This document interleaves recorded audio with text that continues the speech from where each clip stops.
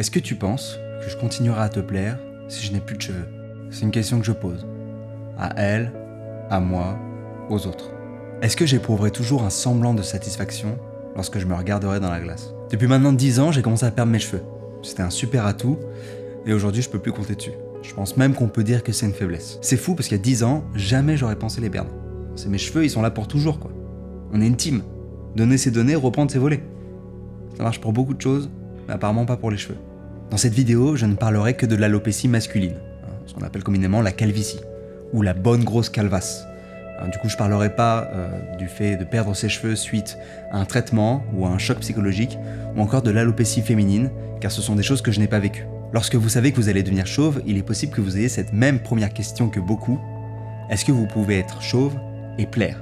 Plaire aux autres, mais surtout à vous. Du coup, vous regardez les classements des stars hollywoodiennes chauves, et vous vous rendez compte que globalement, il faut être grand et musclé. Merde.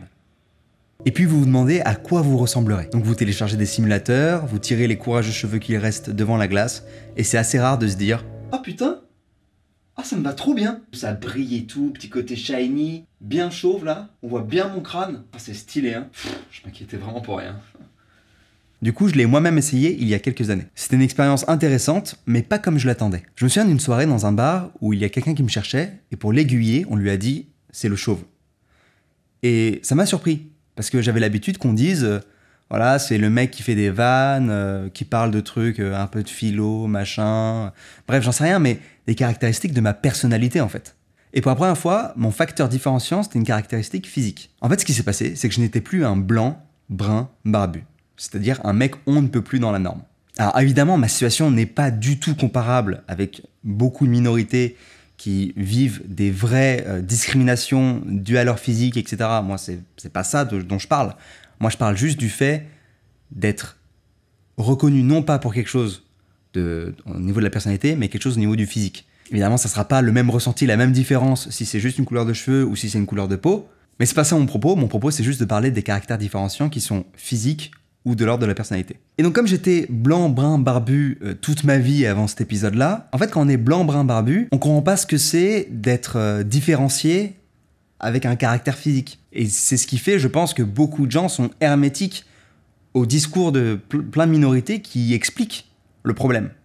Et que, y a plein de gens qui sont là en mode « Oh, ça va, vas-y, chill ». Mais c'est parce qu'en fait, gars, tu sais pas ce que c'est, quoi. Bon, évidemment, ça arrivait parfois, hein, vu que je suis pas très grand, on pouvait dire, ouais, c'est le mec, c'est le petit qui est au bar, voilà, etc. Mais là, c'était systématique, en fait. C'était, j'étais le chauve. J'étais le chauve. Et donc, c'était une des premières fois pour moi où vraiment j'avais l'impression de ne plus être reconnu pour mon style, mon propos, ma personnalité, mais pour une différence physique. Et ça a été un petit peu une révélation. Et encore, je suis très très loin d'expérimenter ne serait-ce qu'un millième de ce que beaucoup de minorités peuvent expérimenter. Ce que j'ai vécu à ce niveau-là, c'est rien. Même si je suis chauve demain, j'ai encore beaucoup d'attributs, c'est-à-dire le fait d'être, je sais pas, blanc, un homme, d'être valide, bref, plein de privilèges, en fait, qui font que ma situation n'est pas à plaindre. Donc voilà, j'espère que vous avez compris que je ne mets pas les choses sur le même niveau, que je veux juste donner mon témoignage, mais que je ne veux heurter personne avec celui-ci. Mais j'en parle quand même parce que je m'attendais pas à ce que perdre mes cheveux aboutisse à ces réflexions. Dans la même idée des réflexions que ça a pu engendrer, j'avais pas conscience que mon problème était en fait un problème assez courant chez les femmes. En discutant avec elle, voilà ce qu'on m'a dit. Ce que tu vis et qui te semble assez dur, perso j'ai l'impression de le vivre depuis enfant. Me battre contre mon physique et l'évolution de mon corps est complètement intégré dans ma vie, mes habitudes et mon jugement. C'est la non-acceptation de ma version naturelle. Épilation, anti-cerne, fond de teint, coloration de cheveux blancs, décoloration de poils du visage, régime, et cela ne concerne que moi. Et j'avoue que j'avais pas pensé non plus. Donc non seulement je deviens chauve, mais en plus je deviens compréhensif envers les meufs. J'espère ne pas trop perdre de ma virilité quand même. Donc voilà, je perds mes cheveux et tout me le rappelle tout le temps. Il suffit que je travaille à mon bureau, que je prenne ma douche, que j'aille au lit. Je les perds partout. Alors c'est généralement par période, mais je vous avoue qu'il y a un petit côté cherry blossom avec la poésie en moi. Dans son livre La vie des 12 Césars, Suetonius Tranquillus nous informe que l'empereur Caligula avait beaucoup de mal à assumer sa calvitie. Et que n'importe qui le regardait d'au-dessus était soumis à la peine de mort. Depuis l'Antiquité déjà, la calvitie pose problème à plus d'un homme. Il y a le poète Ovide qui disait « Affreux sont les taureaux sans cornes, un terrain sans herbe est une nuisance à la vue. tout comme un arbre sans feuilles, tout comme une tête sans cheveux. Et près de 2000 ans plus tard, nous n'avons toujours pas de vrai remède efficace contre cette perte de cheveux. Alors, je les connais pas mal, hein, j'ai pas mal travaillé le truc, donc je vais vous en parler très vite fait, on va pas passer plus d'une minute dessus, mais je voulais quand même donner mon avis. Le minoxidil, donc c'est une lotion qu'on applique matin et soir à ses cheveux, c'est très relou, surtout parce que dès que vous arrêtez, en fait, vous retombez au stade où vous êtes censé être. Le finastéride, médicament qui marche relativement bien, mais il y a eu quelques très rares cas de gens qui se sont retrouvés impuissants, donc voilà, pas très bandant. La micropigmentation, c'est des petits tatouages pour faire comme si on avait des cheveux courts. Ça, pourquoi pas, c'est mieux qu'un dauphin. Les implants, compliqués, chers, risque que ça se passe pas hyper bien, très engageant. Il y en a qui le font, ça se passe très bien.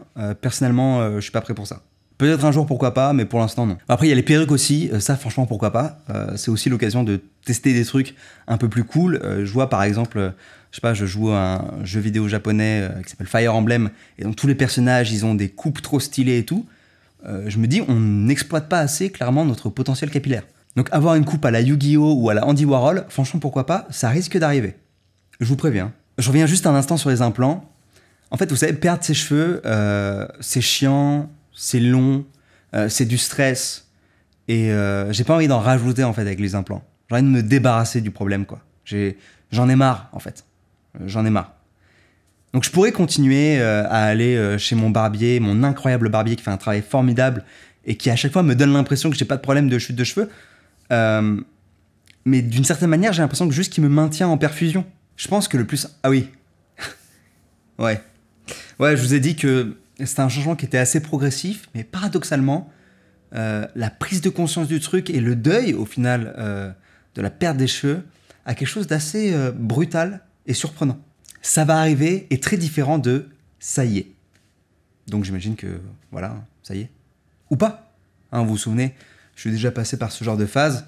Peut-être que je vais décider de les relaisser pousser. Peut-être que je vais opter pour d'autres solutions comme celles qu'on a vues un peu plus tôt. J'en sais rien. Je sais pas. Lorsque j'étais au Népal, il y a une chose que j'ai réalisée, c'est l'impermanence des choses. Les moines nous le répétaient sans cesse. D'ailleurs, j'en parle souvent en live ou en conférence. C'est un concept qui est vraiment clé et extrêmement important pour moi. Ce concept, on le porte tous en nous. Parce qu'on vieillit, parce qu'on oublie, parce qu'on change et même parce qu'on perd ses cheveux. La perte de cheveux, c'est une manifestation flagrante de ce concept. Et à chaque fois que ça me contrariera, j'essaierai de m'en rappeler. Parce que je pense qu'au final, la meilleure solution vis-à-vis de moi-même, vis-à-vis des autres et même vis-à-vis de l'attractivité, c'est celle de l'assomption.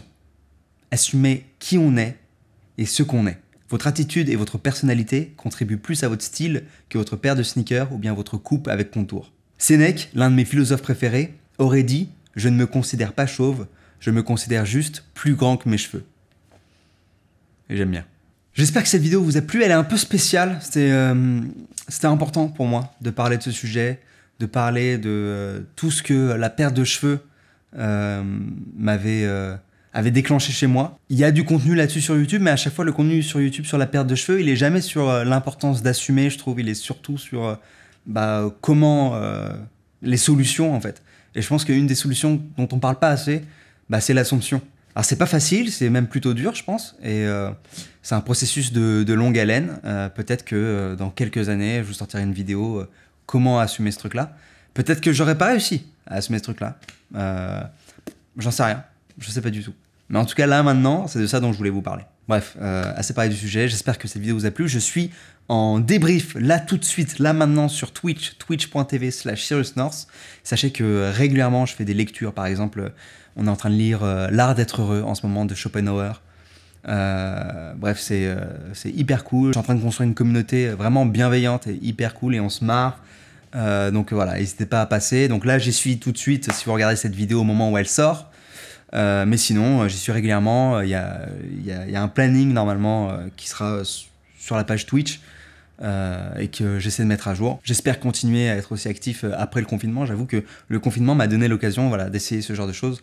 J'avais pas forcément le temps avant.